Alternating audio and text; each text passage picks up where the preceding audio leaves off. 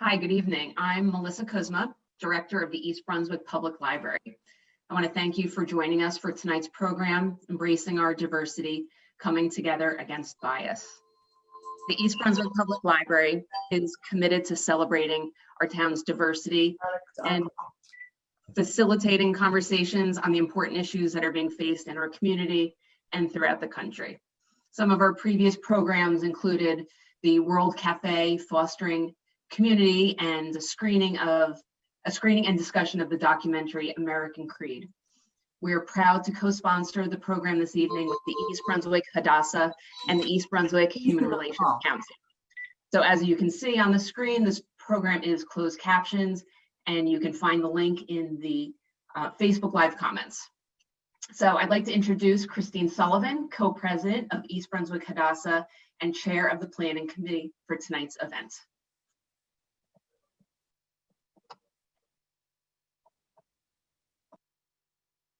Can you all hear me? Hi, thank you, Melissa, and thank you so much for joining our forum on embracing our diversity and coming together against bias.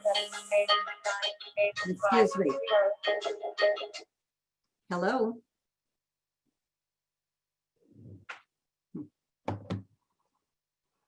You are part of the conversation tonight. Our program was a year in the planning. Our first concern was the rise of anti-Semitism. It was up over 70%. But then we looked around at others suffering from bias: African Americans, Muslims, Asians, Christians, and the LGBTQ community. Why? Because we fear what we do not know. Did you know that in East Brunswick, 46 different languages are being spoken? Our panelists tonight are from some of the most beautiful and diverse communities in East Brunswick. Our focus tonight begins a discussion of who we are, how we got here, and how we can come together against bias.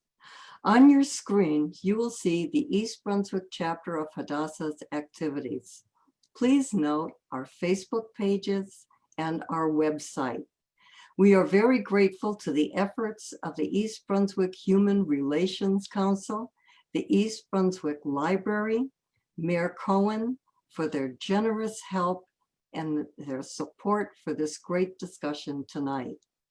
We are delighted to have East Brunswick Mayor Brad Cohen give words of welcome. Mayor Cohen.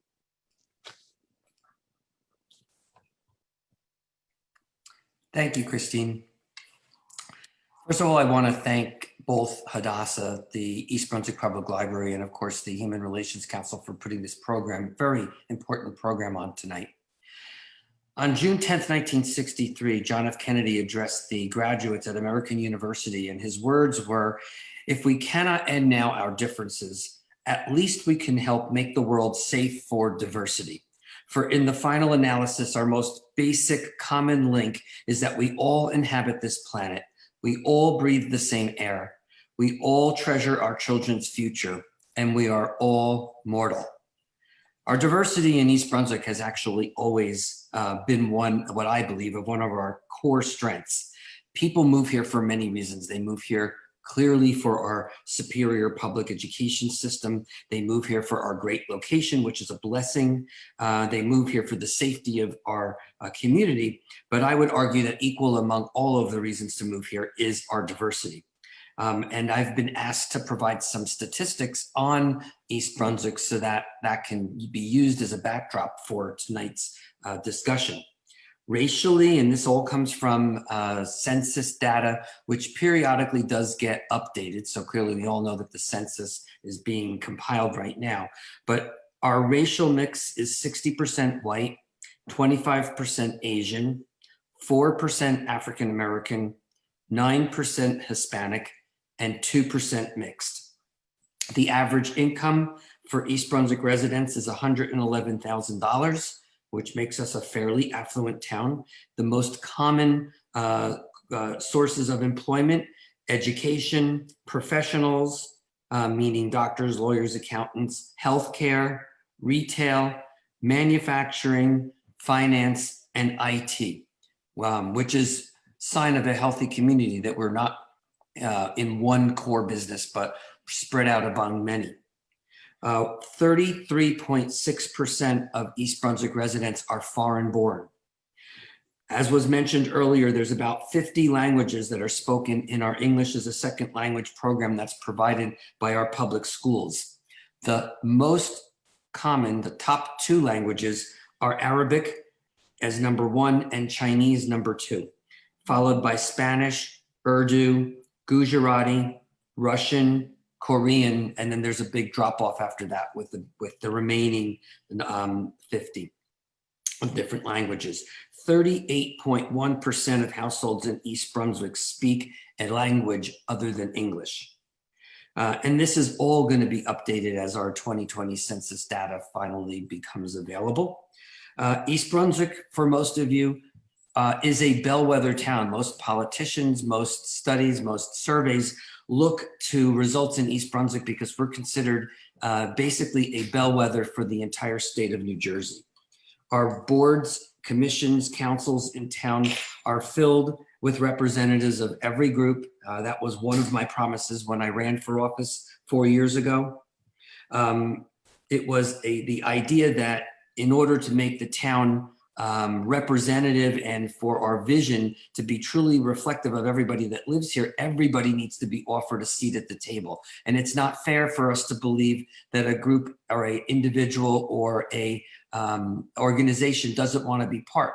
The role of a good leader is to reach out and bring those people to the table. And when we've done that, people have responded. And I think an example of the strength of our diversity came during this past lockdown, during the pandemic. There was an incredible outpouring of volunteerism from every corner of our township. We had donations, food drives, delivery programs, volunteerism, donations of PPE, virtual programming, support for local businesses, and of course, support for the public schools. And they came from every corner of our community.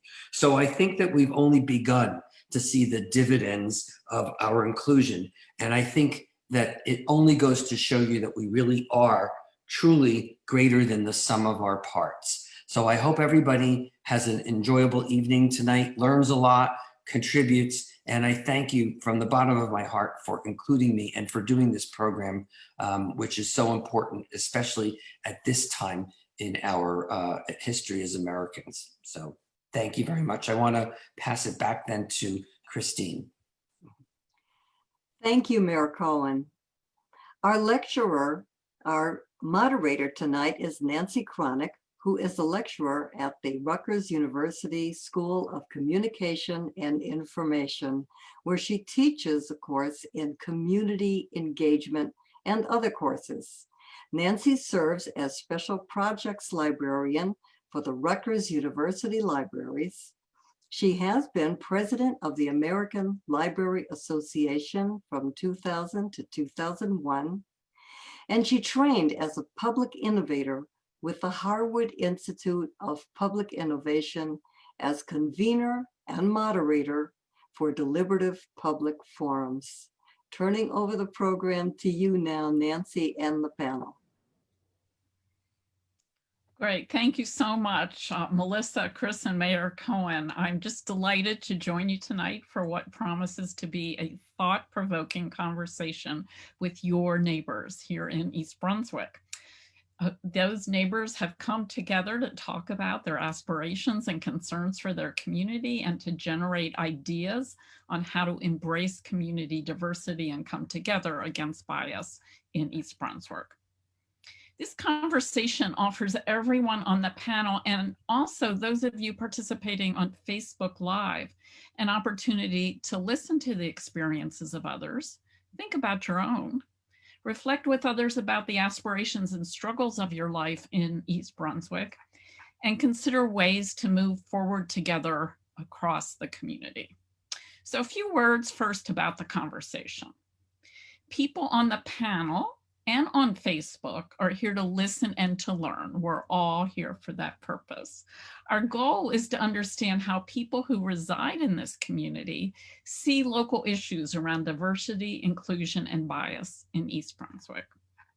No specific outcomes are promised from this conversation, but Hadassah and other partners are eager to share what is learned tonight and how to use it to move forward. We're going to have some note takers to record the conversation. The notes won't include anyone's name or be made public. They are to make sure we're able to learn from this conversation, and we'll theme them along with comments and contributions submitted by community members on Facebook Live. So here's the ground rules for our discussion before we begin. So we urge everyone, and that's everyone on the panel, but also on Facebook Live, to participate and to listen to one another, to keep an open mind, to help ensure this is a respectful space for all, to maintain an atmosphere for discussion, and it's fine and okay to disagree, but not to be disagreeable. So let's keep an open mind as we go through this. So I assume everybody's okay with these ground rules. If you want to add any, you can put them in the chat.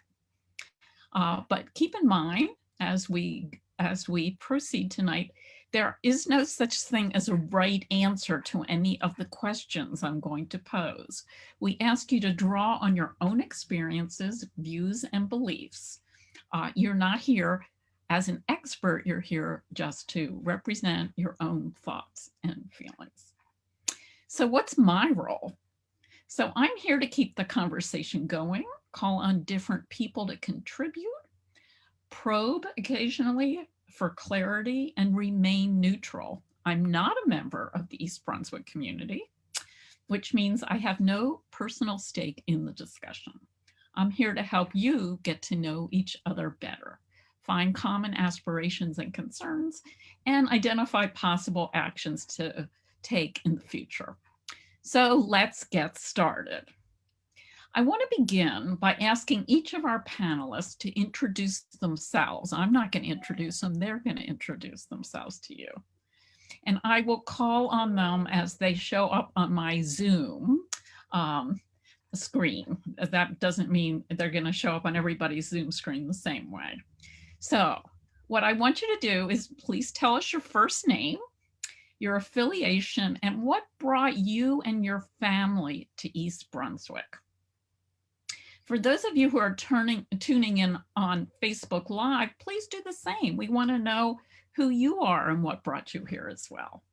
Introduce yourselves by first name and tell us what brought you and your family to East Brunswick. And on Facebook, we're encouraging you to conduct a similar conversation that we're having with the panel all along the way, so that we will hear from a much broader group than just the people on our panel tonight. So now we will begin by asking Dan to start. Hi, good evening, everybody. Thank you for having me here. My name is Dan Rosette. I am in East Brunswick 5 years now. I am originally from Highland Park, but I lived in Israel for 20 years and recently returned here in 2015. I returned to East Brunswick for several reasons. One, because I have family here. Two, since my children are native Hebrew speakers, the Hebrew charter school was very attractive to us. And we thought it would be an easier transition for our children from Israel to the United States, and it was. And also there is a vibrant Jewish community here from all levels of religious observance and denominations. So it fit our lifestyle very well. Just very quickly, I work for the Jewish Federation, which is right across Route 18 in South River. So everything just kind of worked out nicely for me as far as location. But I am here as Dan Rosette, and I just want to make that clear that I'm not here necessarily as a Jewish Federation representative. That's it for now. Thank you. Great. So Naveen. Hi, my name is Naveen. I'm a member of St. Mary's Coptic Orthodox Church. I've been a member for as long as I can remember, since moving to America in 2005. I am a graduate student at the Rutgers School of Public Health, so I'm familiar with Rutgers.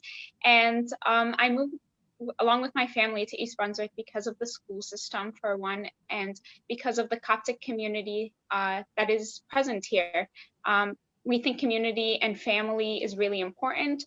So it was really important to us that we live near a church and we are a part of that type of community. Mohammed. Sure. Good evening, everybody. My name is Mohammed Hashmi, and I've been a resident of East Brunswick for the past 16 years. I moved to US about 30 years ago, and all I know is New Jersey, Edison, and East Brunswick. Happy to be here. Love the town. Have interacted with most of the folks in the town. I'm involved with the Islamic Center of East Brunswick, right in the heart of East Brunswick. I also play other roles for my community. I'm involved in social, civic, and political activities. Also involved heavily religiously with the town of East Brunswick. And I'm here to learn and contribute as best as I can. Thank you. Kamlu. Yes, my name is Kamlu, and I belong to the Sindhi Hindu religious community. I migrated to US in 1981, and in 1984, my brother's family and my mom, we came to East Brunswick because of the school system, and we like it very much here. It's very safe, and neighbors are very friendly. And I belong to a non-profit organization called Agrat Seva Kendra, which helps in assimilating South Asian community in New Jersey. And also I am a volunteer member of East Brunswick Water Advisory Committee.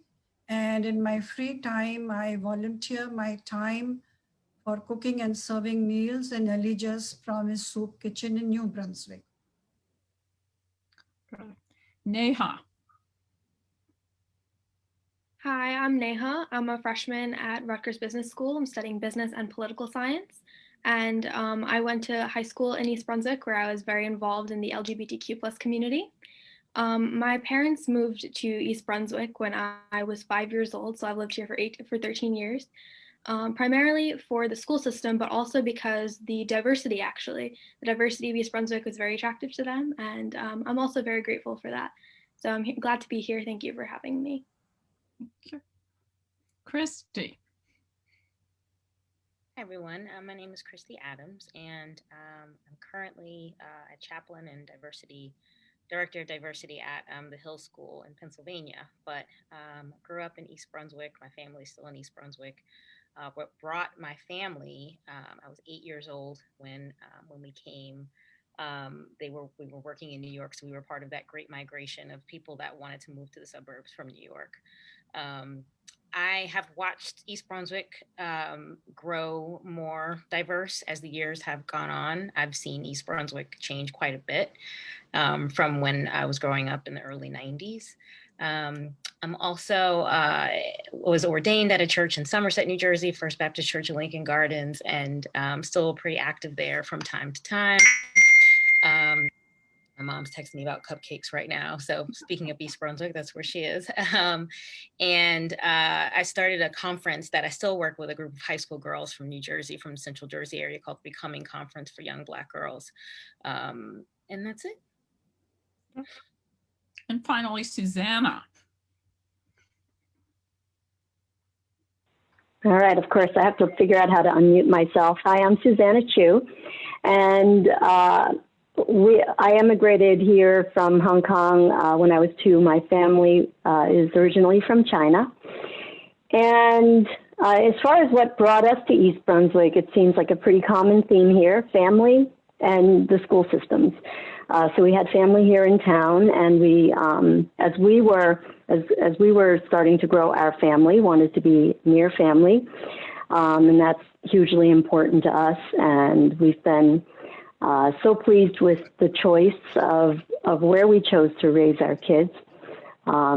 Great school system, great community, and offering a diversity that, and just the perspectives that I think provides the kids with a great foundation. So I'm also, so I work full time in the energy industry. But what I've always wanted to do, through my life is, volunteer, help where I can. Working in a range of organizations, from providing literacy support through, volunteering at the Chinese schools, and finally Human Relations Council, and currently on the school board. So I'm here to speak as a community member, not as a member of any particular organization. And thank you for having me here today. Right. So welcome, everybody. Now we're going to begin our official conversation. Panelists, please jump in when you feel you want to contribute. If you wave your hand, I'll make sure to acknowledge your turn and cue you up if necessary. So don't forget to turn on your mic when you speak, and it's probably a good idea to turn it off when you're not speaking. So let's get going with our first question in the conversation. When it comes to diversity and inclusion in East Brunswick, what do you want for you, your family, and your community?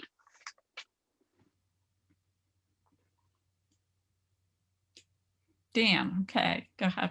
I'll go first. I think it's very simple, actually. I just need everybody to see everyone else as human beings. And I think once we start with that, everything that is different about one another will just kind of fall into place, and we can talk about it as humans. We don't have to judge any one of us by the way we look, speak, or practice religion.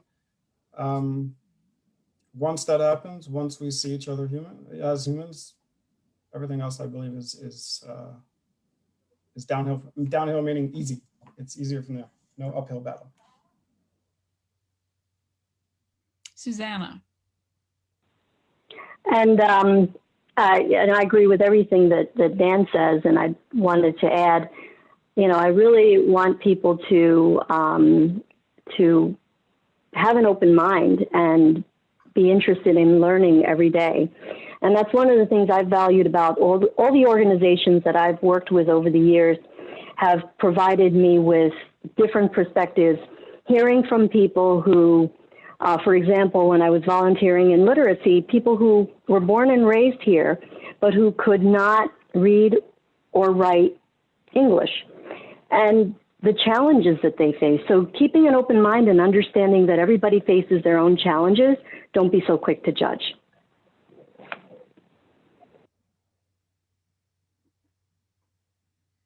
Who wants to jump in next? So I would say that I think that for me, it's always the young people, just because that's sort of where my heart is.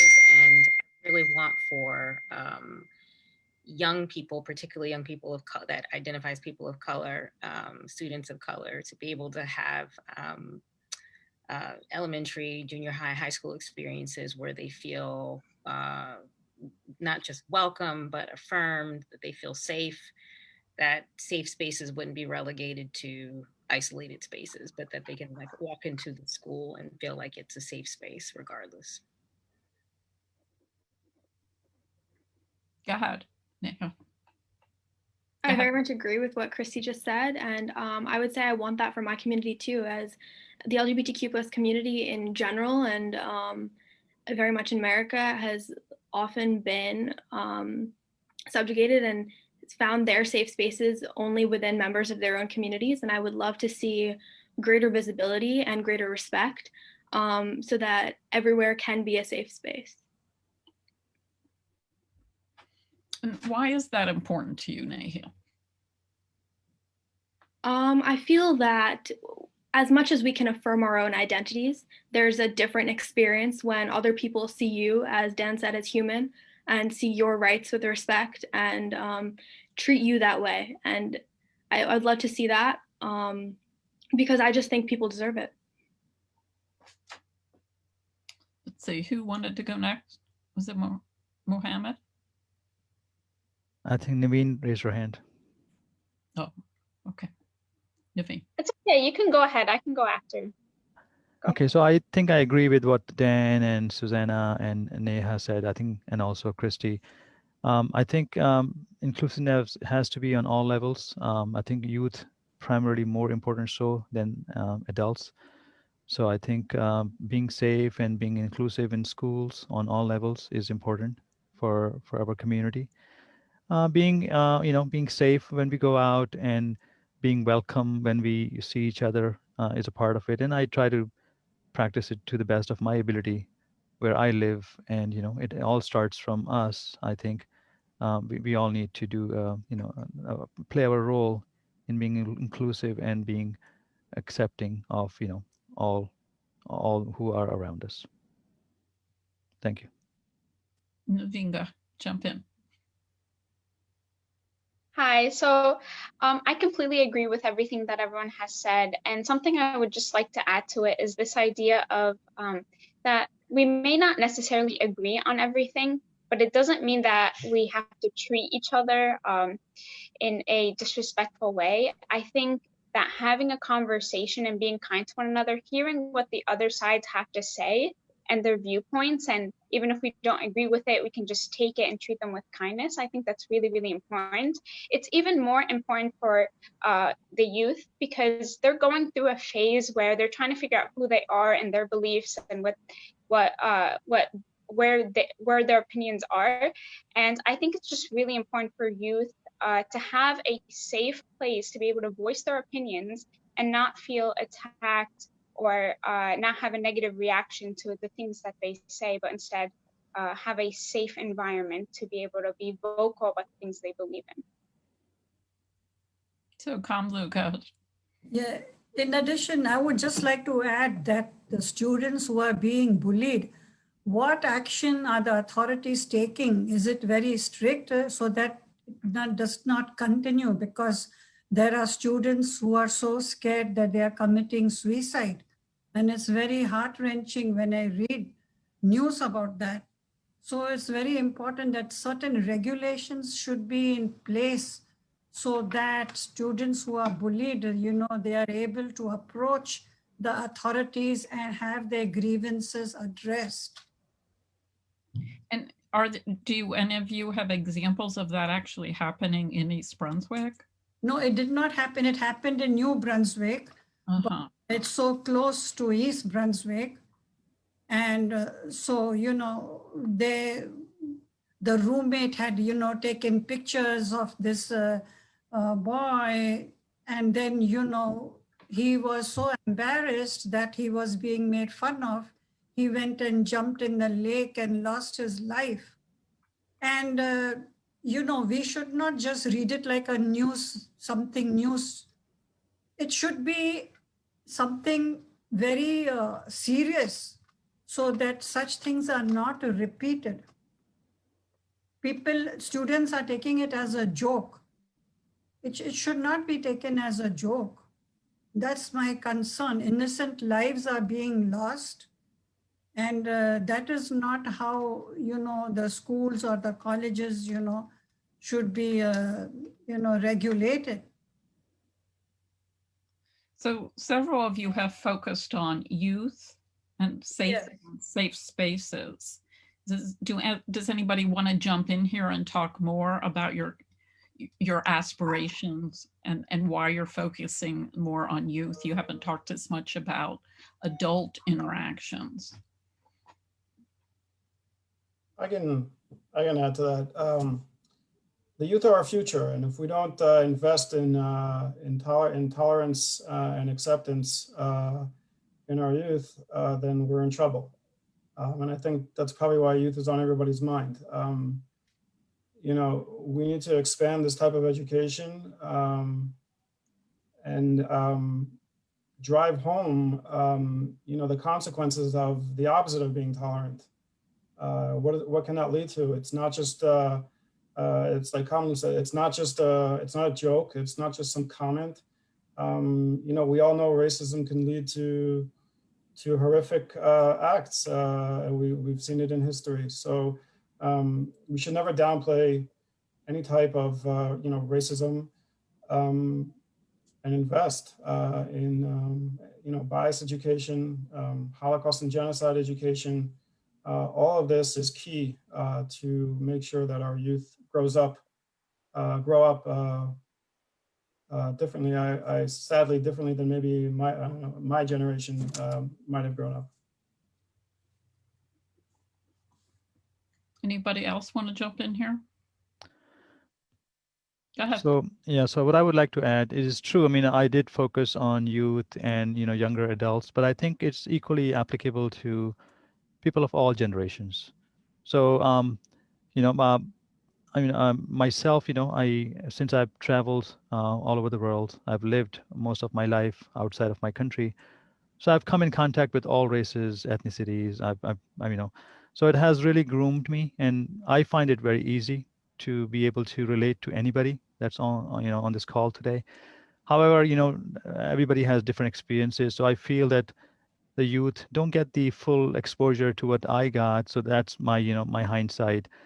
But I might be mistaken. I think in some cases, kids are actually more adaptable and more welcoming of everybody else than maybe we might think. So I'm very optimistic. I feel that they have, being here in East Brunswick and generally being here in this in this area, they have the capability sometimes to even to weather more than maybe we think they can. So I'm always optimistic.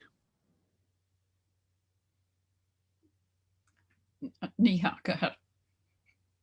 I completely agree with what both Dan and Mohammed said. And I think the importance of youth is just that, yes, they are our future, but they're also the easiest to change. They're most adaptable to change. Children are. And I think it's also important to note that a lot of systemic change starts in our education systems. And that includes being seen in your history books and feeling identified.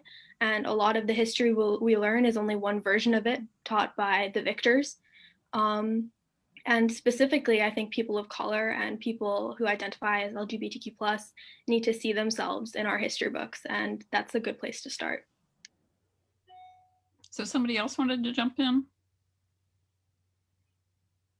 Yeah, I just wanted to add that, so I was actually speaking to a couple of the youth at my church and just asking them what they thought of a similar question to the one we're talking about right now. And they mentioned that at times that they feel intimidated to speak up about certain beliefs or to speak up about certain things because they're afraid of the reaction that they'll get, or they're afraid of being attacked. And for a child or a youth to be intimidated to speak in a country with free speech, it just breaks my heart that that's the world we're living in today. And I just hope that we can change that, at least in our community, so that these children are able to express themselves. So that's, I also would like to say that I agree with everything that my fellow colleagues in this event have said.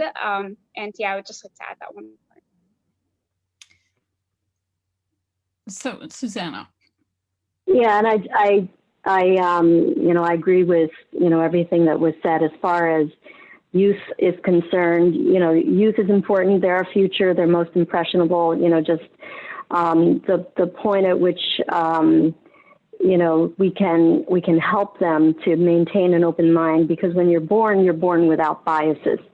And how can we help them maintain that open mind? Certainly it starts at home, and what support can we give to families to help them to provide an environment that will help them to raise children with open mind and open perspectives, and also support through programs, whether it's community programs, school programs to help bring, parents and families together into discussions like this. And oftentimes, with Human Relations Council, we have discussions like this often. And sometimes we say, well, gee, we're all talking to the folks that are we're preaching to the choir. But I think each time if we bring one person along, if we just bring one person along, if we've just influenced one person today, I think we've come a long way. So thank you for putting on a program like this.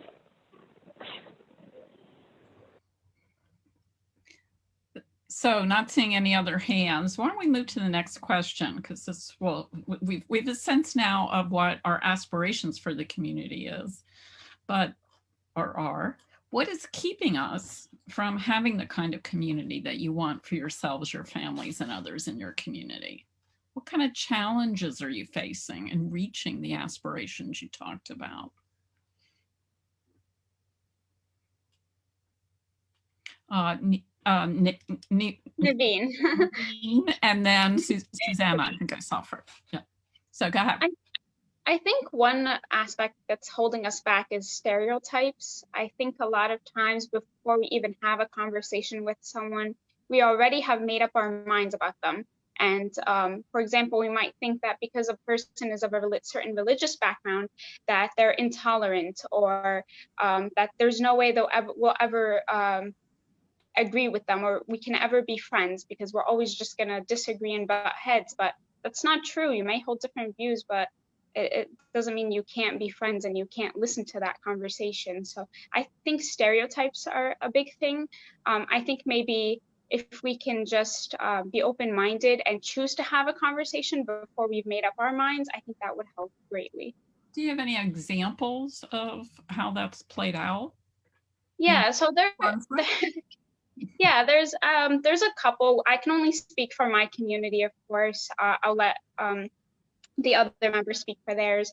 In terms of my community, I think being a Christian and a Coptic Orthodox Christian, we're oftentimes viewed as intolerant, because we're viewed as, oh, Christians don't believe in this and that, and therefore they don't like people that practice these things, or that believe in these things. So at times we are viewed as harsh, and like we might hate people that do certain things we may not agree with, and that's not the case at all. We preach tolerance, we preach kindness, and in fact we teach our youth. Like St. Mary's Church in East Brunswick has thousands of youth that attend regularly, and we're constantly teaching them love and tolerance and acceptance of people that are different. And so that's not the case at all. And if someone were to just have a conversation, they would immediately see that. But, sometimes we don't even have that first conversation, which is why an event like this is so important, because I feel like we need more of this throughout our community. So this idea of getting to know each other better, perhaps. Yes, yeah. What we call bridge to different parts of our community. So I think Susanna was next, right?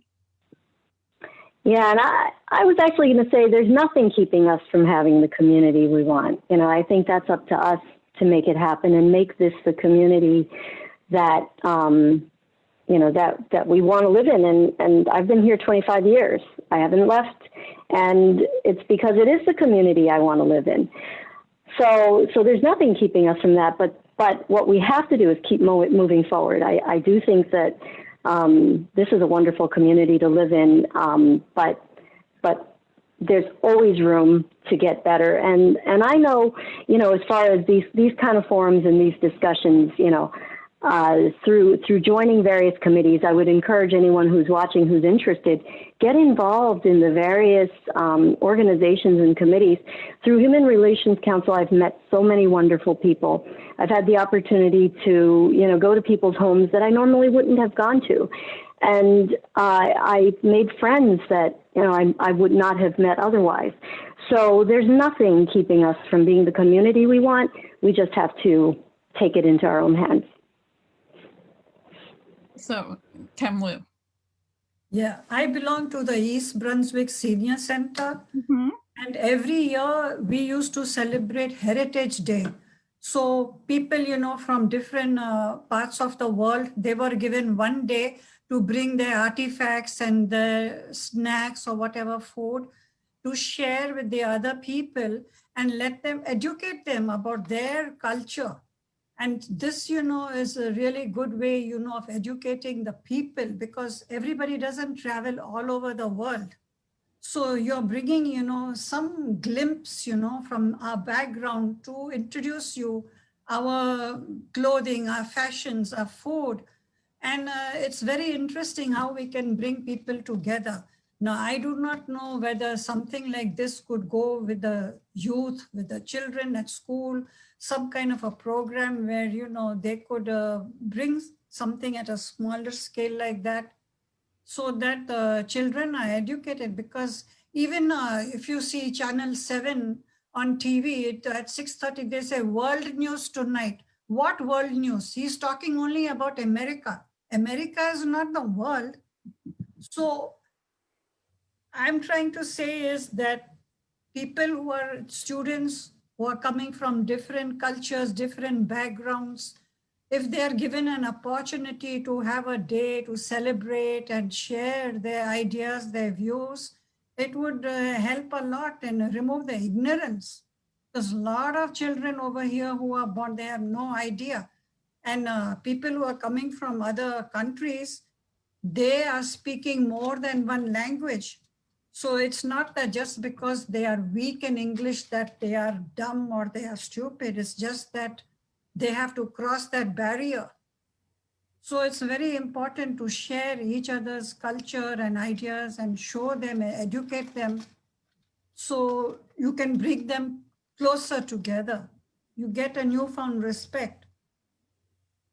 So we heard earlier about the many languages spoken in your community. So language sounds like it can be a barrier, though. Yes. To finding ways to connect if people don't have that common language to exchange. Yeah, but if you bring your clothing, your fashions and your food and, let them share your culture, you show them, that these are the festivals during the year that we celebrate. Like all we know over here is Thanksgiving and Christmas. What about the other festivals? Like we have something similar to Halloween. We put color during Spring Festival. We put different powdered colored powder to welcome spring. So then, people understand that, this is something to celebrate, flowers and birds in the springtime. And the what is called, these are crops, some of them, they are growing, different colored flowers are there. You're welcoming nature. So if you're welcoming nature, what about the people? They are coming in different colors. So everybody is a human, but there is a soul behind it. It's just outside that you are getting distracted, that this one is a thin person or a fat person, or this is fair person's, dark person. Doesn't mean that because person is dark that he is not good enough, or somebody who is fair or white that he is the best, he is the supreme. Who decided that white is right? Who decided? We have to go behind, and see, what are our background, what we are thinking, we exchange ideas. That's how, we can come closer together to know where we are coming from. Sometimes we may not express ourselves clearly, not because that we, saying something incorrect, but we are not able to express because English is a second language. So people have to, understand the difficulty that we are facing. You come to a foreign country and all of a sudden you have a culture shock, So you're dealing with this. You're going to the supermarket and your parents tell you, go get milk. You don't know which milk to get, such a big variety of milk. We didn't come from our country where we had a big variety. So we are dealing with all these difficulties. And then on top of that, you have people who are just born here and they think that, they are know-it-all. So that's all that they know. So Christy, jump in. And then Neha. What I have to say isn't similar to that. What I want to say is that I feel like the work of, I say, diversity, equity, and inclusion is just really difficult work. It's just very hard.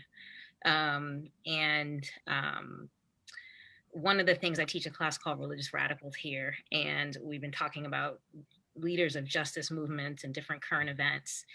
And it has been a difficult class because my students all have different varying opinions, and they haven't, had outside of their, social media and online face-to-face conversation about these things.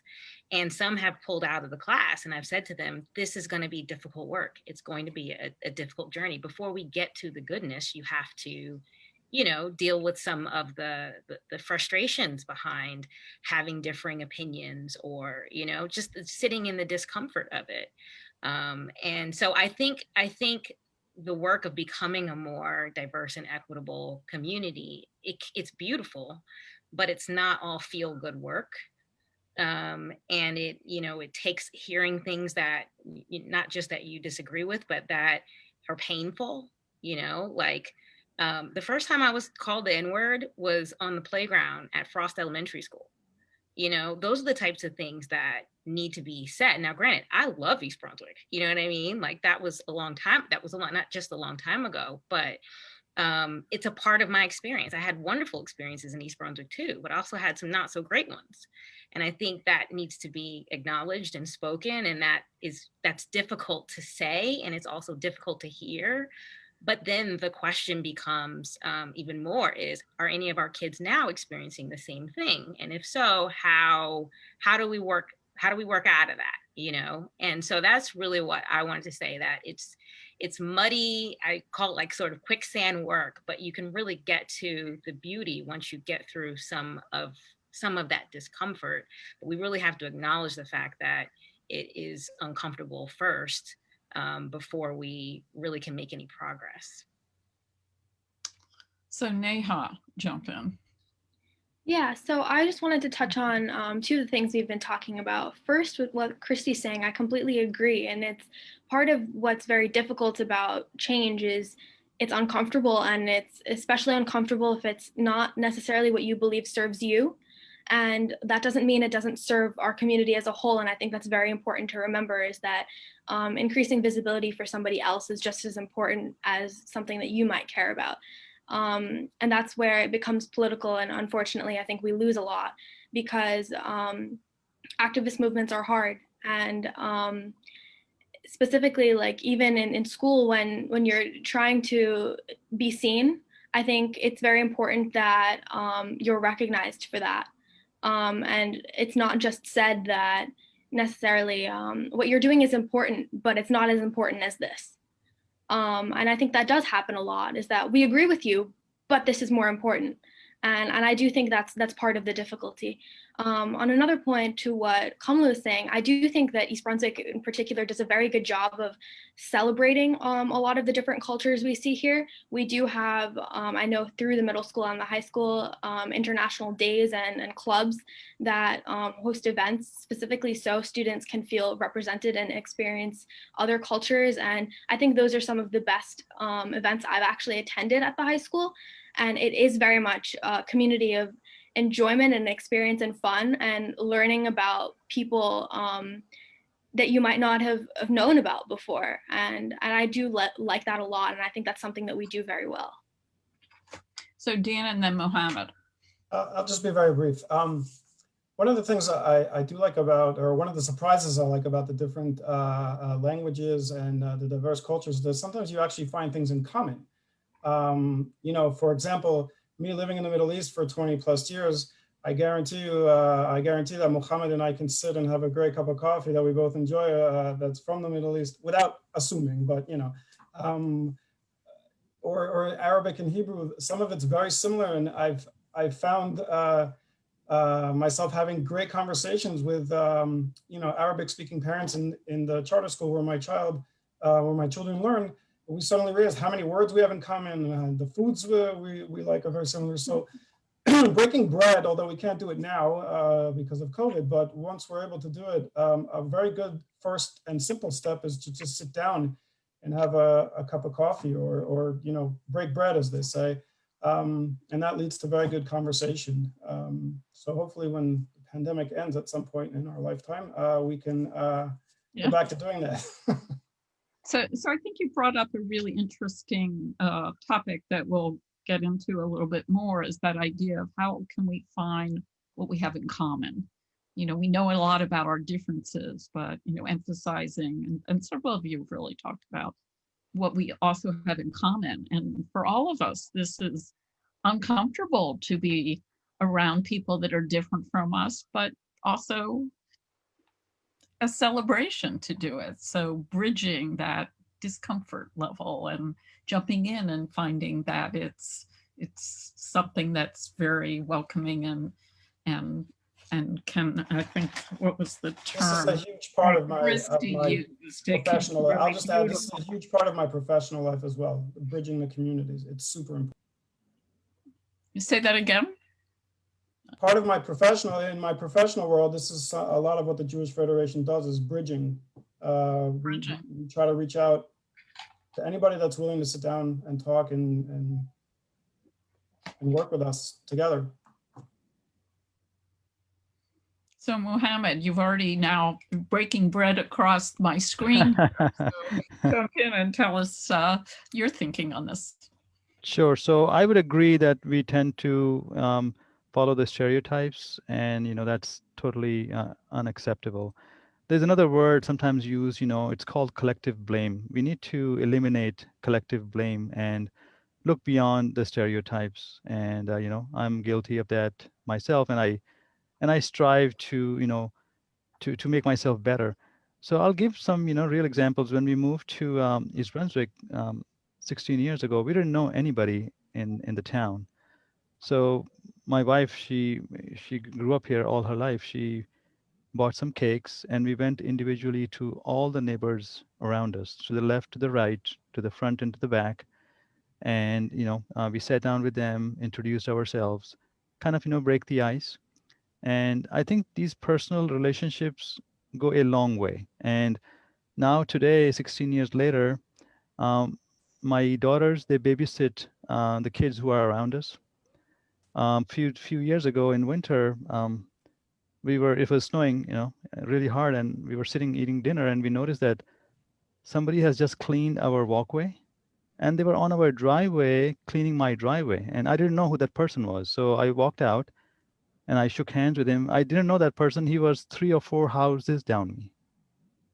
And this is how East Brunswick is really impressed me. So just to a reminder to myself, we need to build interpersonal relationship ourselves. We need to start ourselves first, and try to not have preconceived notions, and start with a clean slate. And most often than not, we will find that everybody else is just like us. There's no difference between us. So who hasn't spoken that wants to? Has everybody jumped in on this one? We'll go back to Kamlu. I just wanted to add that this social distancing has not stopped some of people in the neighborhood from getting to know each other, because some of them are working from home. So in their lunch hour, they are taking a walk and getting to know their neighbors. And it's like a real blessing to me, because I, came to know so many new neighbors. They just walk across the street and come and talk to you. So even social distancing has not stopped people, from getting to know people from different cultures, getting to know how you live, walk, talk, what kind of help you need. It's a real blessing. I think it's like a miracle, because I have seen so much wonders happening during this pandemic time when we are at home on lockdown. So many Zoom meetings and so many musicians from different parts of the world. They're offering free concerts. I'm so busy on that Zoom. Sometimes people say, why are you so quiet? We didn't hear from you. I said, leave me alone. I'm so busy enjoying myself. It's real. And so many new things you can learn at home on YouTube, and learn to, economize, not to cook too much, and how to cook less with less effort. It's a real blessing. If you see it, not everything is bad during this time. It's a chance for you to improve yourself from yesterday. Instead of comparing yourself with other people, compare yourself from what you were yesterday. And this way you can progress. So each person on their own, if they monitor themselves, the community will take care of itself. Are your neighborhoods fairly integrated, or are they more segregated as far as ethnic? I have Chinese, American, Italians, Irish, Philippines, somebody from what it is called, England and Scotland. Very nice neighbors. If they go to get their prescription, they phone me from there. Do you need anything? Can I bring you anything? I don't even ask anybody for help, but just see in the back of their mind, they have that concern, that regard. Ask her if she needs. We are already here at the store. Do you need anything? I mean, such beautiful people they are. My neighborhood, so nice. It's a blessing. So are others finding that just neighbor to neighbor that they have pretty bond relationships? Yes. And we have that on the internet, Lawrence Brook Manor, like it's an online group you can meet and anybody needs help, like get your door fixed or a window fixed or something they want to sell. They all put in that thing in that group. So you get to know so many people, from like 10 miles away, you get to know them. And then they'll say, I want to sell this plant for $5. If you want, come pick it up. You can make so many connections. Is that pretty typical for the rest of you, that you find that it's very easy to meet people that are not like you in East Brunswick? The only thing is you have to be computer savvy. So some of them, they are not computer savvy, so they don't know how to go on Zoom. How about other perspectives? Does anybody have a different background from that, Susanna? Yeah, I think that there's a natural tendency to surround yourself with people who are like you, and you share a common language, you share common food. So many of my friends are Chinese Americans. We speak Chinese when we're together. We eat Chinese food, and that's very natural. So I find that you do have to make some extra effort to meet and spend time with people that are not like you. And it's not wrong to want to be around people that you can speak a different language to, and who will eat food a certain way. So that's okay. But you also want to share that culture because it's very rich, right? And both ways. And some of the best times I have are with people that I've never had certain types of food, and you go to somebody's house and it's such a blessing and such a joy, to whether it's Indian food, when my daughter brings home food from her friend's house, and it's just, just such a joy to be able to have friends and connections that are different. And one of the things I love about this area in general is all the different kinds of food that you can have access to. That itself, you don't have to travel. You don't have to spend thousands of dollars on airfare. Get in your car and you go to a restaurant, and you can go to the Mediterranean, to Greece, to India, to China. So, there's so many things you can do just by sampling food. Yes, go ahead, Neva. So I would like to say that I agree with Susanna. I would have to say that we do surround ourselves with people that are like-minded and are of a similar culture to us, and that we do have to take extra steps to make sure we do surround ourselves with individuals that are different from us. And I think a great way to do it is through volunteering in the community. I find that actually you're helping other people within the community, as well as meeting and getting to know other people. So that's really important. And I have to say that East Brunswick does a great job of planning events. We have the Relay for Life which our church has been involved in. And I feel like that helps us connect with the rest of the community. We recently had a blood drive actually at our church, and that was amazing to see members of the community come out to donate. So I find that volunteering is a big part of meeting new people and helping at the same time. So that bridges right into the next question is, given what we've talked about, what are the kinds of things that could be done that would make a difference? And I see coming from our audience, the East Brunswick schools have a cultural day in grades 1 to 5, which some of you alluded to. There's a lot of attempts throughout the community, it sounds, to really to celebrate differences, and it sounds like food is one of the great ways to bring people together. But let's hear from the rest of you about other ideas.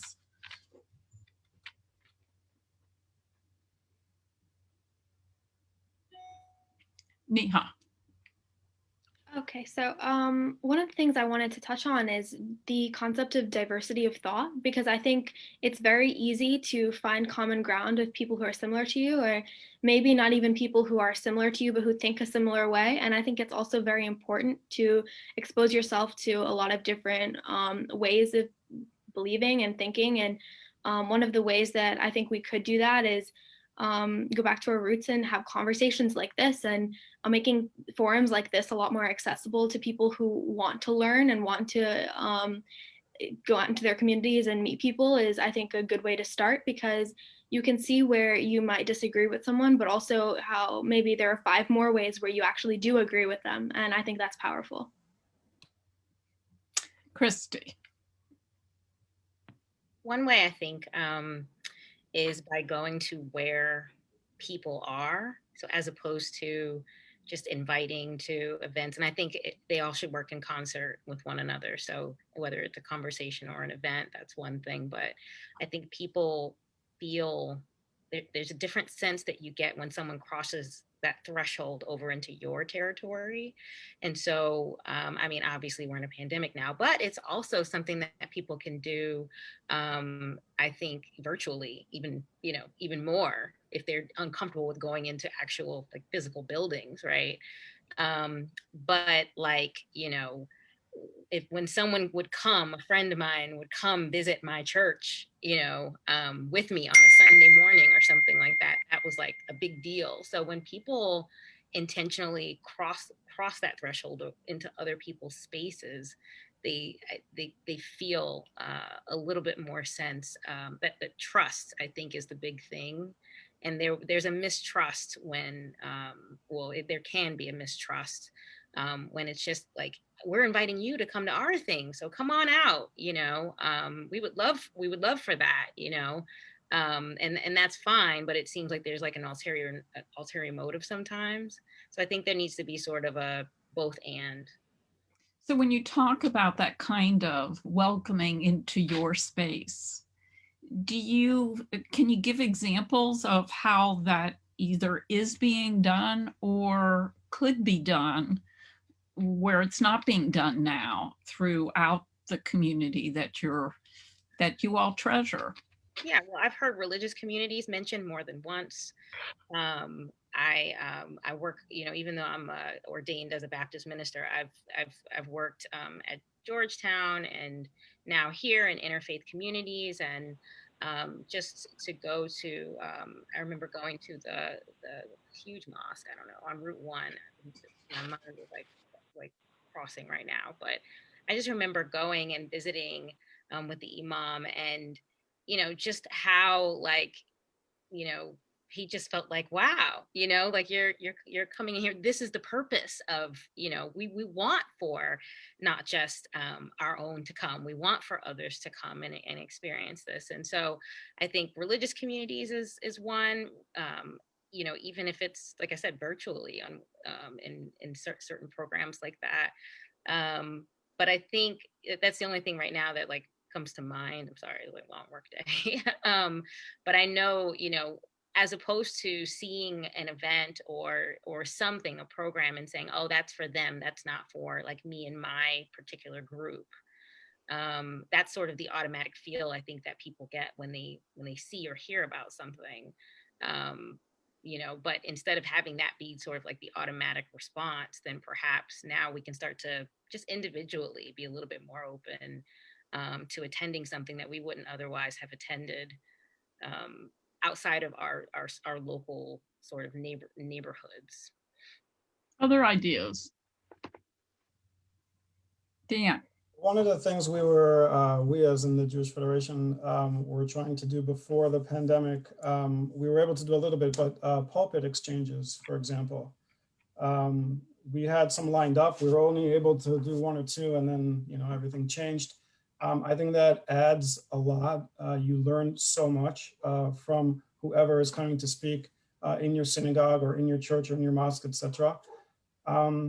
I think it was Christy that said inviting people to your celebrations or your, commemorations is also another way to break down barriers. For me, one of the more extraordinary things I did when I moved to East Brunswick was to go to a community iftar, which is, breakfast after Ramadan. It was great to be invited to something like that. A holiday celebration, which is, a winter holiday celebration of Hanukkah and Christmas celebrated together. We have great relationships with some churches down in Monmouth County and also in the Metuchen area. We do this together. The rabbis do it together. The Interfaith councils, all of this, like Christy said, inviting one another to, our own celebrations is a great way to break down those walls and barriers, and you just kind of forget about how different, the differences between you.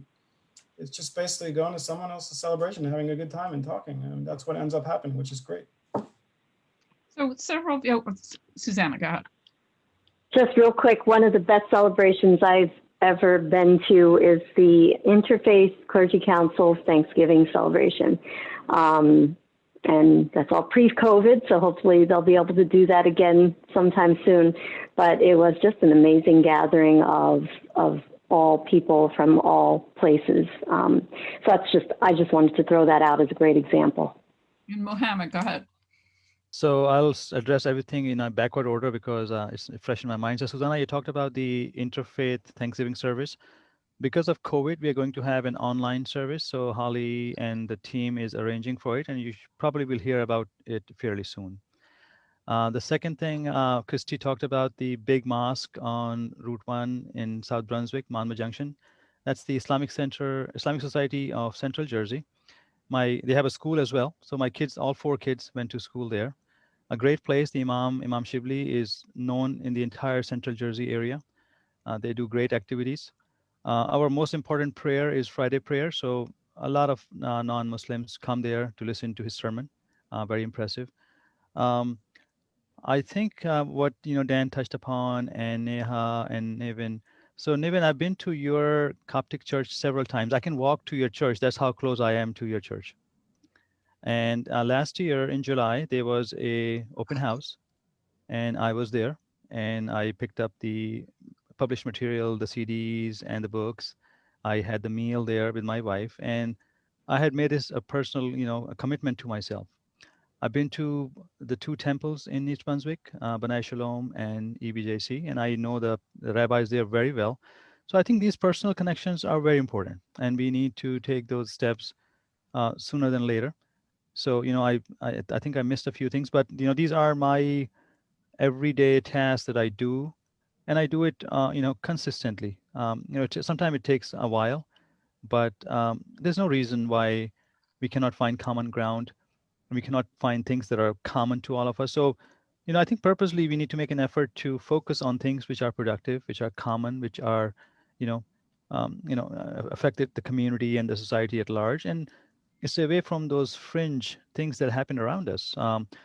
When there are incidents of hate against the houses of worship, whether it's a mosque or a church in New Zealand or a temple in somewhere else in the US, we make it a point to take a note of it and condemn it. And I've been to B'nai Shalom, especially on those incidents, because we want to show our concern as a collective community regardless of where the incident has happened. Right. So who do you trust to take these actions? You've mentioned a lot various religious groups as key. I know we've representatives from the Human Relations Council. These are groups in your community that you've referred to often. You've talked somewhat about the schools, although we haven't heard as many specifics about the schools as being instrumental there. But can you mention other groups that you also trust, or want to say more about the particular groups that we've already spoken about? Well, I'm not sure this is a group, to be honest, but like I'm not sure what it would be characterized as, but I think parents are really instrumental in promoting diversity and fighting against bias, because at the end of the day, no matter how much you teach a child in school, their home life affects them tremendously more, because at home is where they build their foundation. So I think parents and family play a big role in promoting diversity. I think exposing your children to people of diverse backgrounds is really important. I think helping them accept other people, teaching them to be open-minded and kind and tolerant, even when they don't necessarily agree, is so important, because these kids are not going to learn it on their own. Like it comes from the family and it comes from the home, and it's essentially the parents' responsibility to guide them to become more accepting human beings. So I would say home as maybe a possible group. Any other ideas? Susanna? I want to second that. I mean, I think, speaking of the schools, there are a large number of wonderful programs that are at the schools to, support the and promote, diversity and inclusion. But it does start at home. And I can just tell you, a little, just my own personal perspective is I was more proud when, my child came home from school one day and said, I stood up for a kid that was being bullied at school. They were being called names, and I don't even remember what the name was that they were being called. And it doesn't matter. It could be anybody. It could be anything. But, my child stood up for them. That was more proud to me than, I got an A, or I, got, whatever award or certificate. And that's, that starts at home. So Naveen, I agree with that, with what you just said. So how each one of us has to play a role, not just our organizations. So what kind of follow-up do you want to see from this discussion? I mean, you are obviously in a community that this is an ongoing discussion. This is not the first time you've had a chance to talk about it.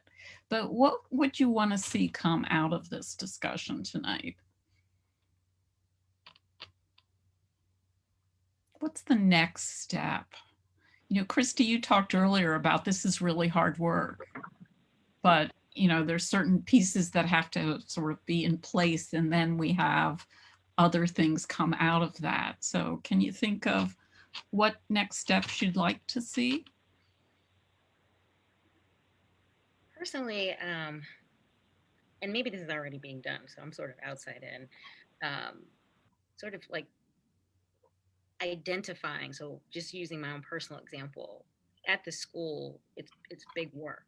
And so instead of just like biting it all off at once, we're just sort of identifying which areas specifically are important for this year to focus these particular efforts on, and then sort of going from there. And so if,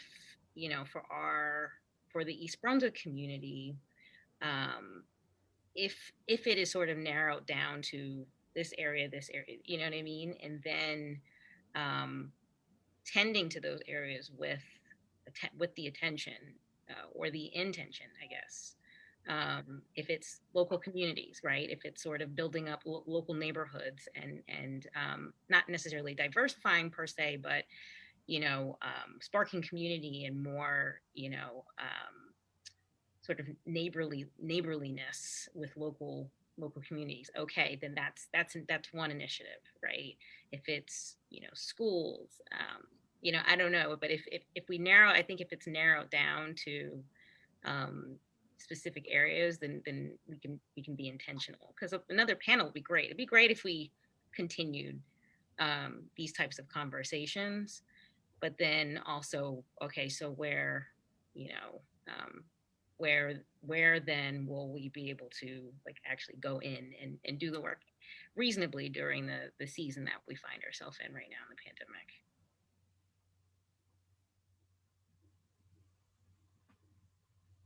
Anybody else? Mohammed and then Naveen. So I agree, that when we do these events, I've been doing this, attending these for many, many years now. And I see that, there's a participation from a select group within the community. And, and then, we go out, we should have some concrete action items. I did an event 2 years ago in East Brunswick. I think it was the Interfaith Dialogue. So somebody walked up to me and, said to me, Mohammed, everybody who's here already knows, what we are talking about and can relate to it. She said, I'm more concerned about the people that are not here. And I think that's really true. So somehow we need to continue to grow this culture and this community beyond, the folks who are, busy as they are. And I think personal contact does make a difference. So I was reading up before, joining this forum that the contact hypothesis does work. If you come in contact with different kind of people, you kind of build a bond with them and find similarities between them, and you come to relate with them and tolerate them. And it has worked in different scenarios. And I think Naveen or Neha talked about the LGBT community, and in the 1900s and in the 2000s, since then, one of the reasons they have been, they have come a long way, and the reason is because they have exposed and they have become mainstream because of the dialogue that has happened over the years, and they have been very successful in, advocating for the community. And I think there's lessons to be learned from it, and I think discussion and contact are very important. So we only have a couple more minutes. Do we have some more thoughts on this particular follow-up? And it's not just what do you want to come out of the discussion, but who else needs to be at this table, which you also started to address, or be at a table. Neha. I know Naveen wants to talk, so I'll be brief, but I do think that it's very important what Mohammed just said, and I think part of that does start in school. Home is very important, but I can also speak to experiences that people I've grown up with who've become more aware of things over the years just by being friends with people like me and people of other faiths or ethnic backgrounds that they would not have been exposed to, despite their parents maybe being a little bit less tolerant. And I do think that part of that is the school community and the friendship community. And I think a good example of this is like a microcosm of that is just a teacher in school knowing that it was Navratri, which is a Hindu holiday, and saying happy Navratri, and then other people feeling seen, first of all, which is important, and then people who don't know what that is asking questions and then learning more that way. And I think making an effort to be personally educated, and then making an effort to reach out, even just by that, saying happy Eid when it is, and things like that, make a big difference to feeling that sense of community. So one of the ways that some communities go about having these discussions is to break into the go and talk to their own groups that they identify with, to have the conversation. I know, Mohammed, you were talking about, we're the people in this room are at this table often, but it's other people who aren't in this discussion that perhaps need to be brought in. So what do you think of different ways of doing it? Would it be a good idea to have a similar conversation within your own, say, ethnic or religious community or racial community or whatever kind of community, gender community?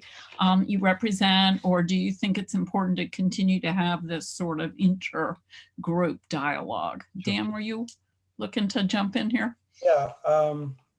So one of the most important, it's unfortunate, but all of us here have one thing in common, in my opinion, on different levels, of course, but I want to say, cautiously, I think we've all been victims of racism in some way or another.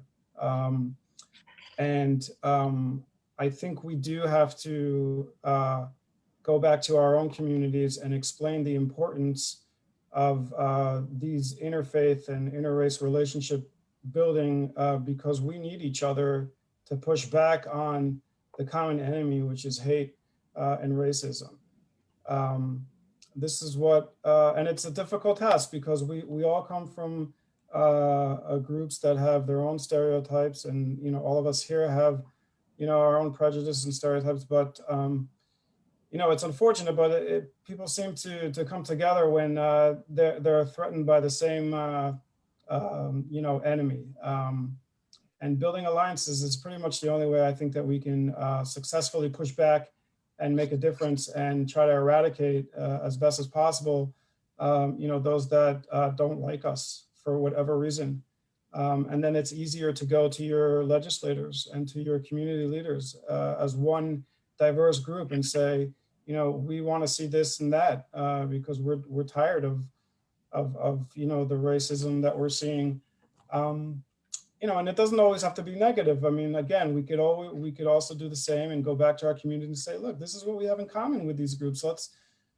Let's talk about celebrating together. Let's talk about, again, I know I'm repeating myself, but breaking bread together, because I really do believe in that. I really do believe that something so simple as just having a cup of coffee or a beer with somebody can do wonders. So yes, we do have to go back to our own communities, and we do have to talk about breaking out of these bubbles that some of us come from, or the communities we come from.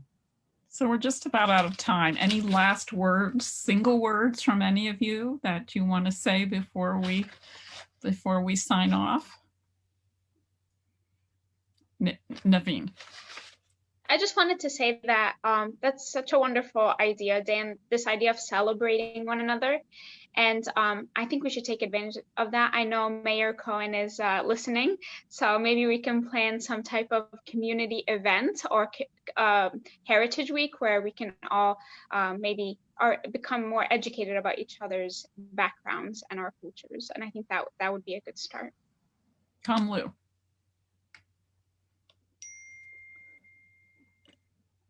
You're on mute, Kamlu. Yeah, unmute.